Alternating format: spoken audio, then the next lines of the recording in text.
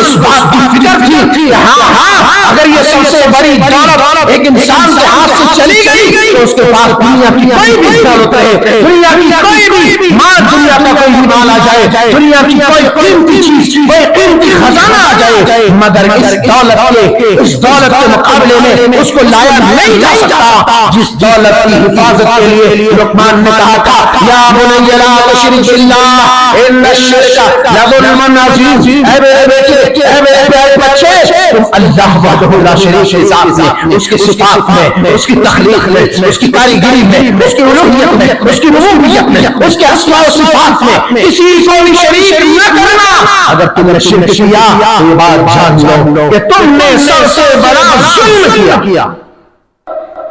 دیگر نبیوں کی تاریخ سیرت کو پڑھیں، بعض نبیوں کو لوہے کے کنگے سے ان کے جسموں کو خروچ دیا گیا، گوشت نکال دیے گئے۔ وہ کون سی چیز تھی جس کے لیے اپنے جسموں کے پر خرچے اڑائے؟ وہ کون سی چیز تھی جس کی حفاظت کے لیے نبی نے اپنے آپ کو آرے کے حوالے کر کے اپنے آپ کو چھپا دیا؟ وہ کون سی چیز تھی کہ صحابہ کرام نے غزوہ بدر میں بے دریغ بے سر و سامان اللہ تبارک و تعالیٰ کی راہ میں کود دیا؟